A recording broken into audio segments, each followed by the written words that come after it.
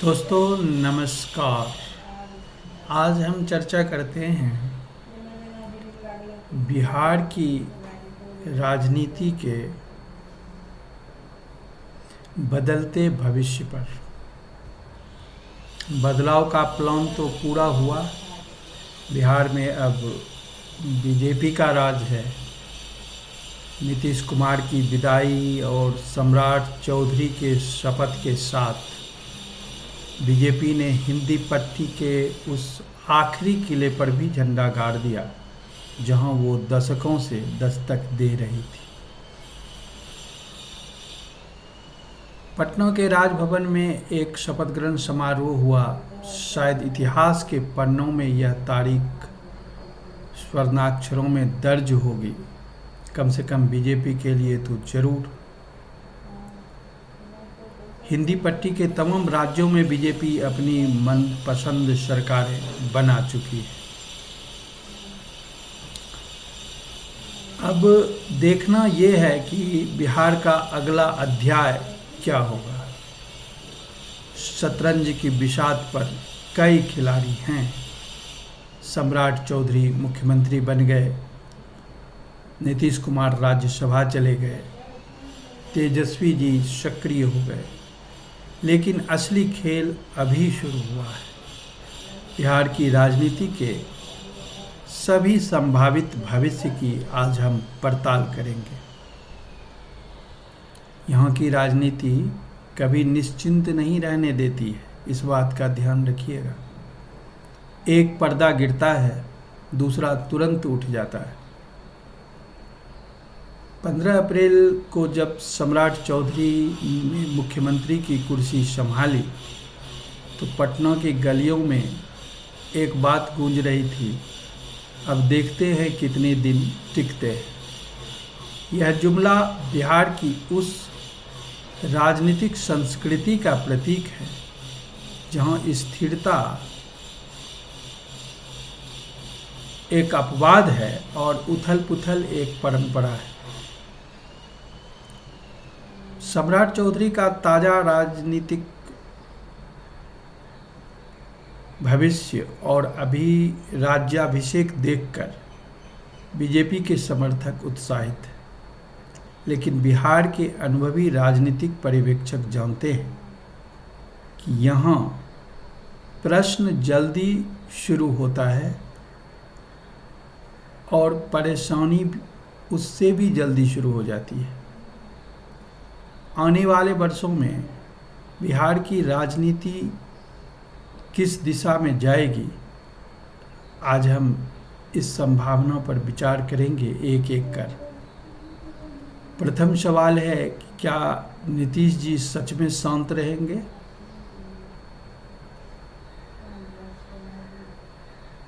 याद रखिए इस बात को कि 2013 में भाजपा से इन्होंने नाता तोड़ा, 17 में लौटे, 22 में फिर गए और 24 में फिर आए।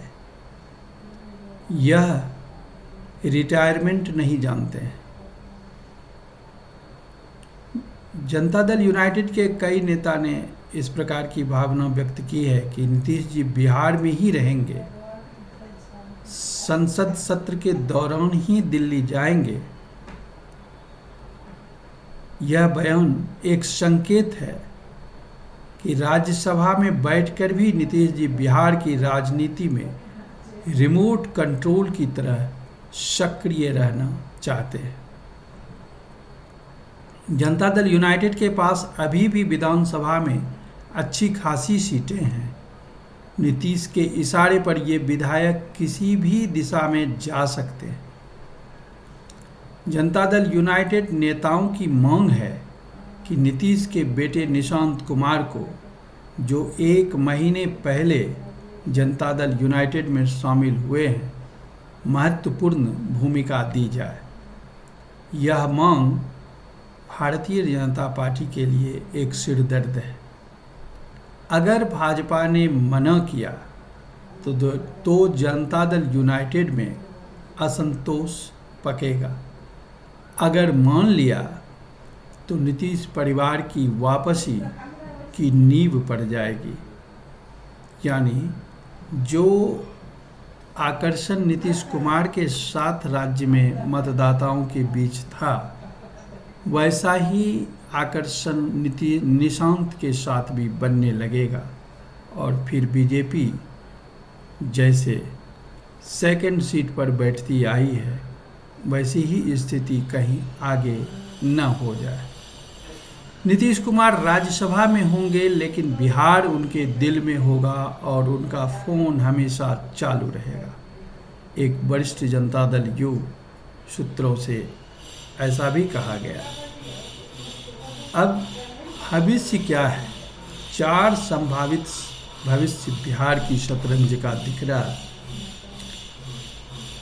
इसमें एक दृश्य तो ऐसा है कि बीजेपी मजबूत होती है और जनता दल यूनाइटेड हाशिए पर जाती है। सम्राट चौधरी अगर अगले 2-3 साल में ज़मीनी स्तर पर काम करते हैं, लेकिन एक बात और याद रखना होगा कि सम्राट चौधरी को सिर्फ अपने अलायंस को ही साध कर नहीं चलना। उनके खुद बीजेपी में जो पुराने भाजपा के नेता रहे हैं, जो संघर्ष के दिनों को याद करते हैं, जो कई दशकों से हैं, वो भी बहुत ज़्यादा खुश नहीं हैं इस बात से कि पुराने तमाम अनुभवी और सीनियर नेताओं को दरकिनार कर महज कुछ वर्ष पहले आरजेडी से भाया जदयू भाजपा में आए सम्राट चौधरी को बिहार की कमान मुख्यमंत्री का पद दे दिया गया। इस बात से बहुत सारे अनुभवी और सीनियर नेता नाराज एवं दुखी हैं। भले ही केंद्रीय नेतृत्व की मजबूती को देखते हुए इसका इजहार उन्होंने खुले रूप से न किया हो। खैर, पार्टी के अंदर भी उन्हें ऐसे लोगों को प्रसन्न करना है, जातीय समीकरण को ध्यान में रखना है, अलायंस को साधना है और सबसे बड़ा केंद्रीय नेतृत्व को भी उनकी इच्छा के अनुरूप गवर्नेंस देनी है। जनता से जो मांग वायदे किए हैं उसको पूरा करना तो एक अलग बात है। तो अगर यह आने वाले कुछ वर्षों में ज़मीनी स्तर पर ठोस कार्य करते हैं, जैसे बेरोजगारी घटाते हैं, ओबीसी में अति पिछड़ा, महादलित, इन सब वोट बैंक को मजबूत करते हैं, कुर्मी कुशवाहा गठजोड़ बनाते हैं, तो भाजपा खुद बिहार में सेल्फ सफिशिएंट हो सकती है। जनता दल यूनाइटेड धीरे धीरे उस एलजेपी के तरह बन जाएगी जो गठबंधन में है, लेकिन भारतीय जनता पार्टी की जूनियर पार्टनर है। नीतीश जी के बिना जेडीयू की पहचान क्या है, यह सवाल अभी से ही उठने लगा है। अब जब दूसरा सिनेरियो देखिए, जनता दल यूनाइटेड बीजेपी पर दबाव बनाती है और गठबंधन में तनाव होता है। यह भी एक सीन क्रिएट हो सकता है। नीतीश जी राज्यसभा से बिहार की राजनीति पर नज़र रखेंगे, यह बात तो सबने कहा है। और जैसा कि उनका अपना विचार विश्वास आज तक रहा है, भारतीय जनता पार्टी पहले सिर्फ उनके राज्य में कुशल नेतृत्व को देखकर परेशान रहती थी या हर संभव प्रयास रखती थी कि वो उनके ही गठबंधन के साथ रहें। अब केंद्र में जब नीतीश जी राज्यसभा के माध्यम से गए तो हो सकता है कि आने वाले दिनों में केंद्र के भी कई फैसले पर वह रुचि लेने लगे और अपने बनाए मानदंडों के आधार पर अपनी राय देना शुरू कर दें, जो शायद भारतीय जनता पार्टी के लिए अच्छा तो नहीं होगा। तो इस प्रकार नीतीश जी राज्यसभा से बिहार की राजनीति पर नज़र तो रखेंगे ही, केंद्र में भी वह महत्वपूर्ण हस्तक्षेप कर सकते हैं। और यह सर्वविदित है कि उनके बहुमूल्य सांसदों के बल पर भारतीय जनता पार्टी की सरकार दिल्ली में विराजमान है। तो उनका एक महत्वपूर्ण दावा तो बनता ही है। जैसे ही बीजेपी कोई ऐसा कदम उठाएगी जो जनता दल यूनाइटेड के हितों के खिलाफ हो, वो चाहे कैबिनेट एक्सपेंशन हो, स्कीम एलोकेशन से जुड़ा हुआ मामला हो या नेतृत्व का सवाल हो, जनता दल यूनाइटेड के विधायक असंतोष दिखाने लगेंगे। इतिहास गवाह है कि यही पैटर्न 2022 में भी था। भारतीय जनता पार्टी को यह डर हमेशा रहेगा कि जनता दल यूनाइटेड कभी भी एग्जिट कर सकती है। वैसे ध्यान देने योग्य बात यह भी है, इस बार चुनाव में भारतीय जनता पार्टी ने अपने पूर्व के अनुभवों को देखते हुए इस बात को पूरी तरह सुनिश्चित किया कि जहां भागकर नीतीश कुमार जी जाते हैं वो इतनी कमज़ोर हो जाए कि इस बार जाने की कोई गुंजाइश ही न बचे। तात्पर्य यह है कि अगर जाते भी हैं तो कोई समानांतर विकल्प खड़ा न कर सके। और वैसा ही हुआ। महज 25 सीटों के साथ आरजेडी आज एक कमज़ोर स्थिति में है। अगर नीतीश कुमार अपने बेस्ट फॉर्म में होते तब भी उनके साथ मिलके बिहार में सरकार बनाना काफ़ी मुश्किल था। और इधर Bharatiya Janata party minus Janata Dal United भी 116-17 के सीट पर खड़ी है। और जिस हिसाब से उसका वर्चस्व, परफॉर्मेंस, मैनेजमेंट स्किल अभी चल रहा है, उससे 6-7 सीटों का, 10 सीटों का जुगाड़ कर लेना या विरोधी दल के एमएलएस को अनुपस्थित करा देना, यह उनके लिए कोई बड़ी बात नहीं है। जैसा अभी हाल ही में राज्यसभा के 5वें सीट को लेकर आपने देखा कि 3 वोट कम पड़ रहे थे, लेकिन उन्होंने इसका इंतजाम बड़े आराम से कर लिया। तो इतिहास गवाह है कि जो पैटर्न पहले जनता दल यू नीतीश कुमार जी अपनाते रहे हैं, उसका डर तो भाजपा को आज भी रहेगा। लेकिन अब कोई समानांतर विकल्प देने की स्थिति में जनता दल यूनाइटेड नहीं होगी, इस बात की भी निश्चिंतता है। एक तीसरा परिदृश्य ये क्रिएट होता है कि जनता दल यूनाइटेड और आरजेडी फिर एक बार महागठबंधन बना ले। 2022 में यह हो चुका है। तेजस्वी ने सम्राट चौधरी के सीएम बनने पर खुशी तो जताई है, लेकिन यह खुशी असल में एक रणनीतिक चाल थी। उनका मैसेज साफ था कि भाजपा ने नीतीश को खत्म किया। अगर नीतीश को लगा कि बीजेपी उन्हें और जेडीयू को कमज़ोर कर रही है, तो 2027-28 तक एक नया महागठबंधन बन सकता है। आरजेडी को मुस्लिम Yadav vote bank plus Janata Dal United का कुर्मी कोयरी आधार एक खतरनाक गठबंधन बना सकता है। भारतीय जनता पार्टी के लिए यह नाइटमेयर सिनेरियो है। एक चौथा परिदृश्य यह है कि आरजेडी की अकेले वापसी हो जाए और तेजस्वी का समय लौट जाए।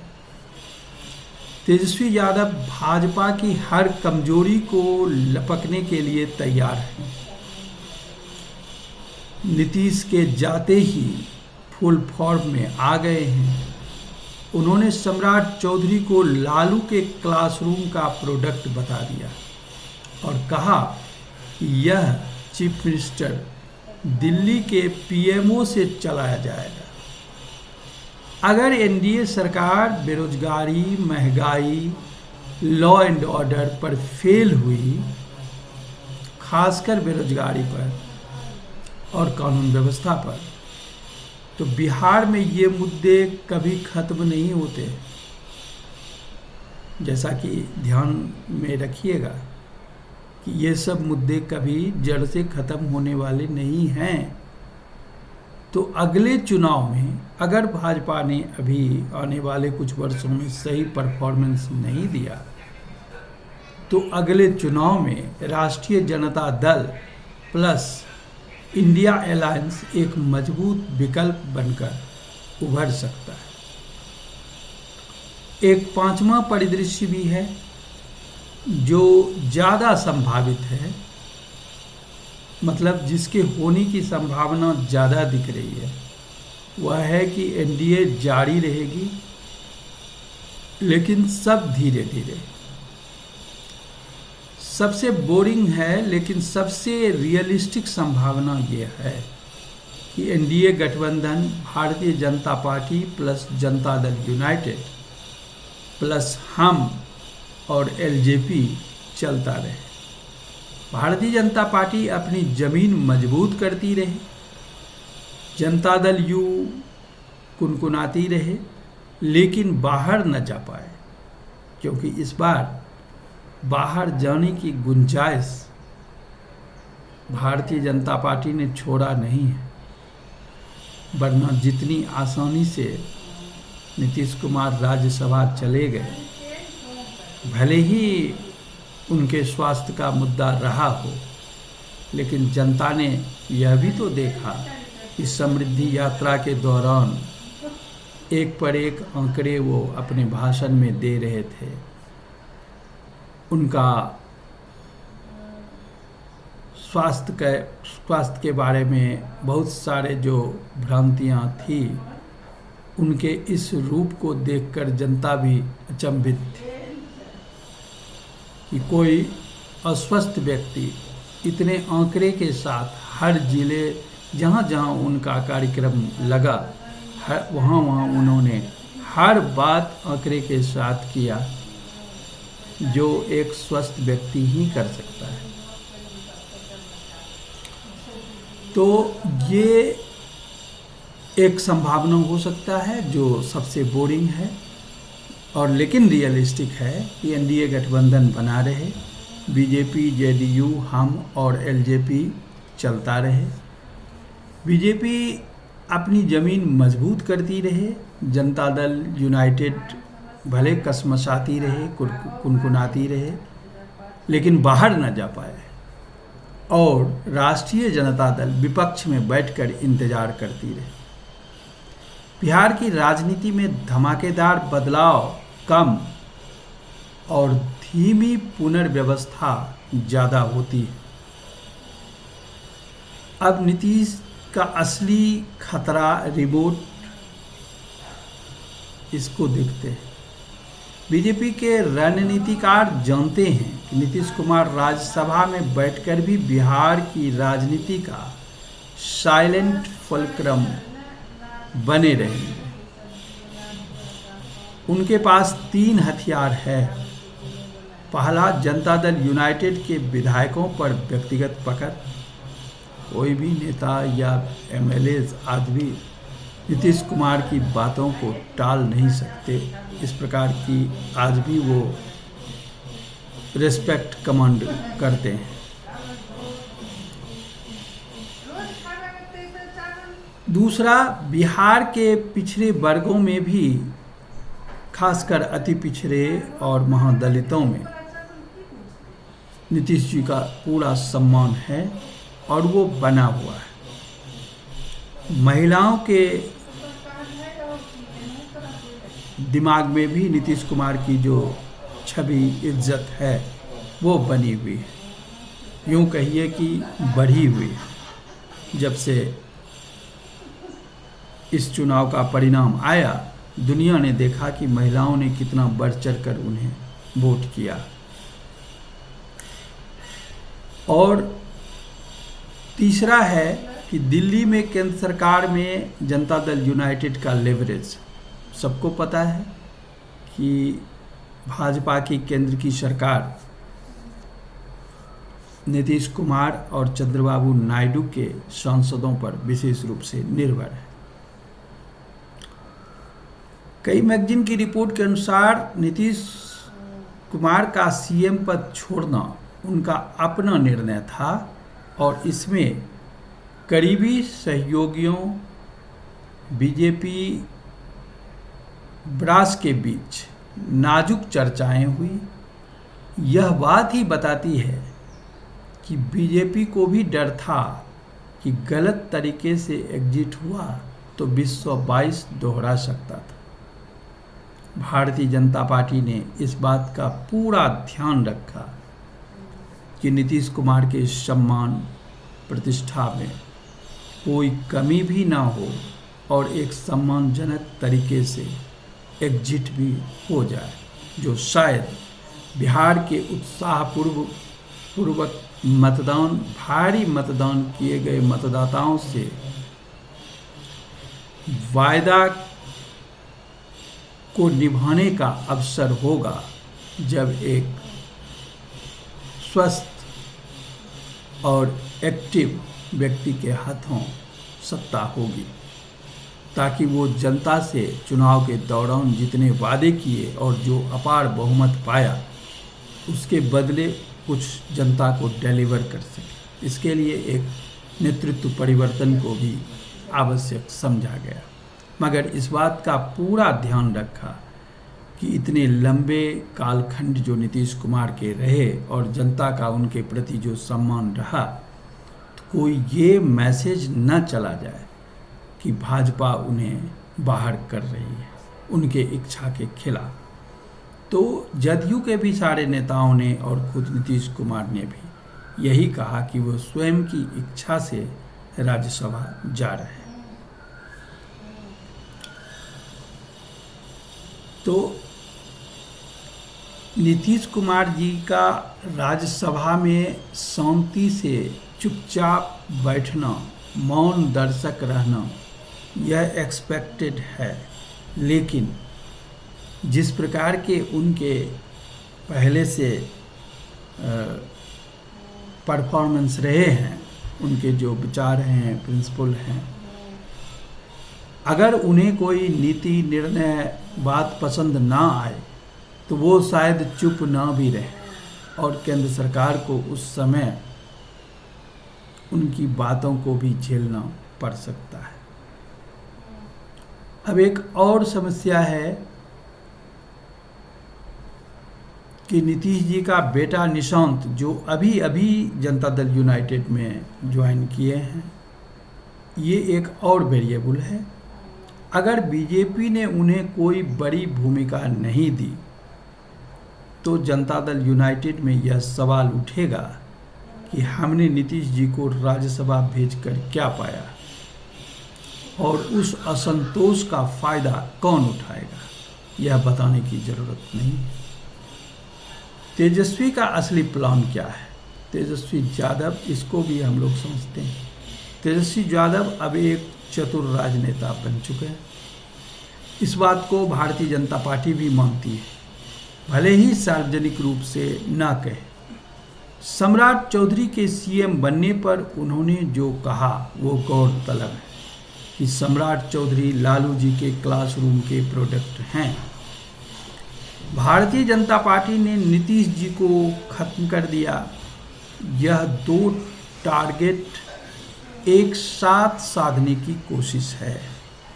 एक तरफ जनता दल यूनाइटेड को यह एहसास दिला देना कि भारतीय जनता पार्टी ने तुम्हें धोखा दिया है, दूसरी तरफ अपने यादव मुस्लिम बेस को एकजुट रखना।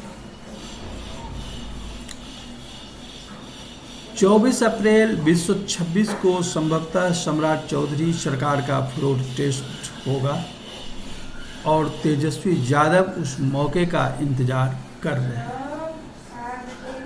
2024 में जो वो नहीं कर पाए 2026 में करने की कोशिश करेंगे, भले ही इस बार संख्या बल उनके साथ नहीं है। भाजपा की असली कमजोरी और जाति का गणित भी देख लेते हैं। सम्राट चौधरी को मुख्यमंत्री चुनने के पीछे एक सोची समझी जातिगत रणनीति है और वो कोयरी कुर्मी जाति से आते हैं, जो बिहार की पिछड़ा आबादी में यादव के बाद सबसे बड़ी है, करीब 4.2%।